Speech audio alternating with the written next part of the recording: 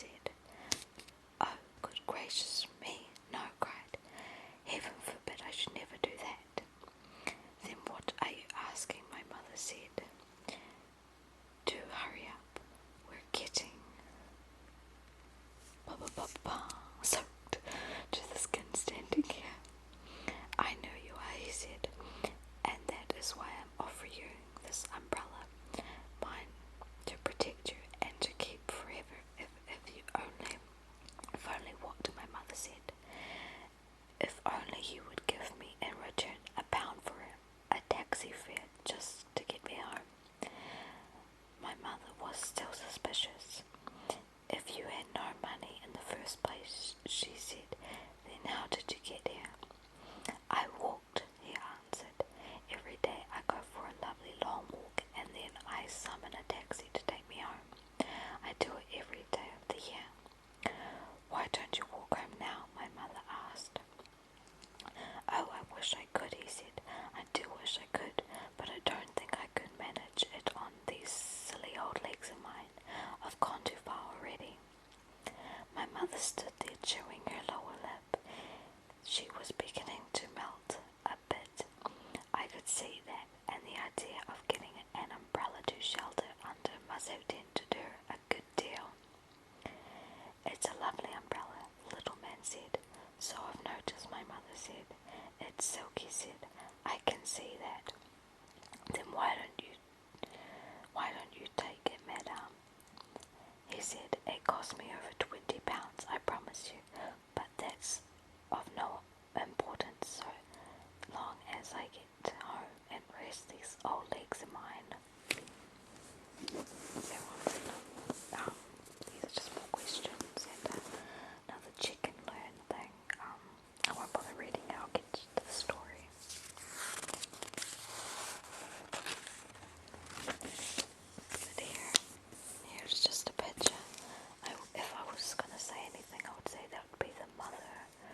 No, this one would be the mother because she's in high heels, and that would be the daughter. Or something like that if it was them.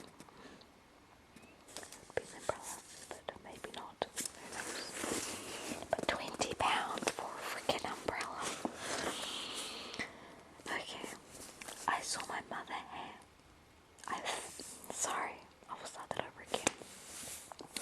I saw my mother's hand feeling for the crisp of her purse. Clasp, something like that, I can't read. She saw me watching her. I was giving her one of my frosty note looks at this time, and she knew exactly what I was telling her. Now listen, Mummy, I was telling her she was simply mustn't take advantage of a tired old man in this way. It's a rotten thing to do. My mother paused and looked at me. Then she said to the little man, I don't think it's quite right that I should take a silk umbrella from you worth £20. I think I'll just better give you the taxi fare and be done with it. No, he cried. It's out of the question. I wouldn't dream of it. Not in a million years. I would never accept money from you like that. Take the umbrella, dear lady, and keep the rain off your shoulders. My mother gave me a try and sideways look. There you are. She was telling me, you're wrong, he wants me to have it. She fished into her purse and took out a pound note. She held it out to the little man. He took it and handed her the umbrella. He pocketed the pound, raised his hat, gave a quick bow from the wrist, and said, Thank you, madame, thank you. Then he was done. Gone, sorry.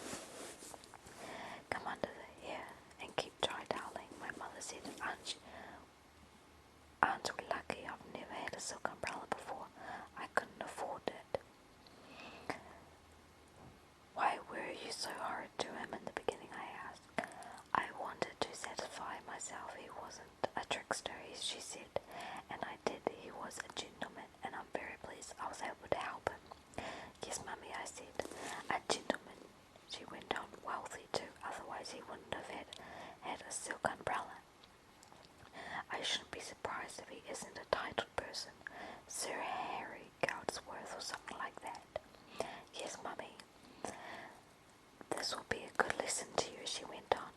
Never rush things. Always take your time when you are summing someone up. Then you'll never make mistakes. There he goes, I said. Look, where?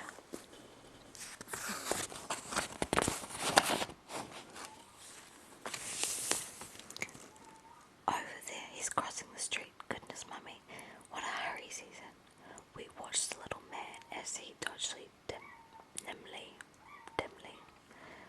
Okay, I'm sorry, I don't know what this word is. Okay, it's too much. Well, anyway, I don't know what that word was. Nimbly. Okay, we watched the little man as he dodged nimbly in and out of the traffic. When he reached the other side of the street, he turned left, walking very fast.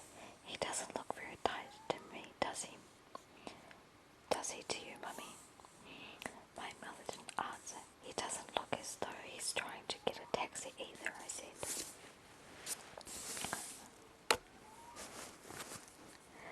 My mother was standing very still and stiff, staring across the street at the little man. We could see him clearly. He was in a terrific hurry. He was blasting along the pavement, sidestepping the other pedestrians and swinging his arms like a soldier on the march. He's up to something, my mother said, stony-faced, whatever. But what? I don't know, my mother snapped. But I'm going to find out.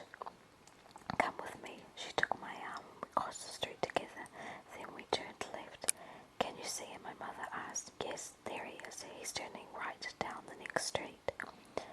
We came to the corner and turned right. The little man was about 20 yards ahead of us. He was scuttling along like a rabbit, and we had to walk fast to keep up with him. The rain was planting down harder than ever now, and I could see it was dripping from the brim of his hat onto his shoulders, but we were snug and dry under our lovely big silk umbrella.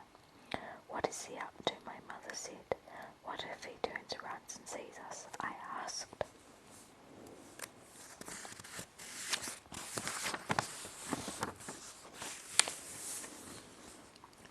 I don't care if he does, my mother said. He's lied to us. He said he was too tired to walk any further and he was practically running over us off our feet. He's a barefaced liar. He's a crook. You mean he's not a titled gentleman? I asked. Be quiet, she said. At the next crossing, the little man turned right again, then turned left, then right. I'm not giving up now, my mother said. He's disappeared, I cried. Where's he gone? He went into that door, my mother said. I saw him into that house. Great heavens, it's a pub. It was a pub. In big letters right across the front it said, The Red Lion. You're not going in, are you, Mummy? No, she said. We'll watch from outside. There was a big plate glass window along the front of the pub, and although it was a bit steamy on the inside, we could see through it very well if we went close. We stood huddled together outside the pub window.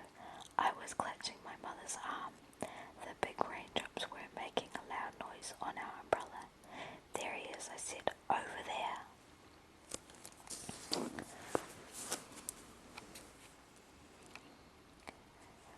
The room we were looking into was full of people with cigarette smoke, and our little man was in the middle of it all.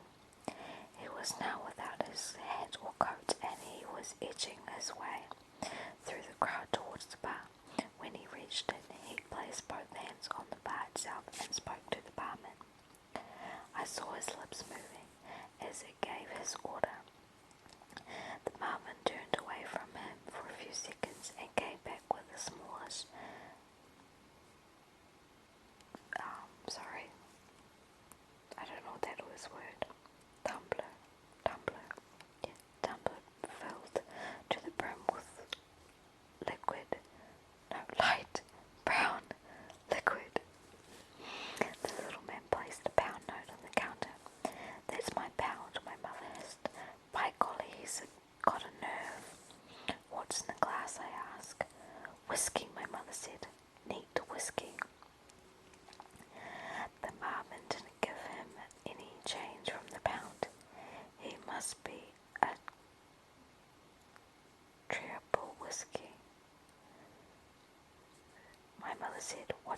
whiskey. 3 times the normal measure, she answered. The little man picked up the glass and put it to his lips. He tilted it gently, then he tilted it higher, higher and higher, and very soon all the whiskey had disappeared down his throat in one long pour. That was a jolly expensive drink, I said. It's ridiculous, my mother said. Fancy paying £1 for something you swallow in one go. It cost him more than £1, I said. It cost him a £20 silk umbrella. So it did, my mother said. He must be mad. The little man was standing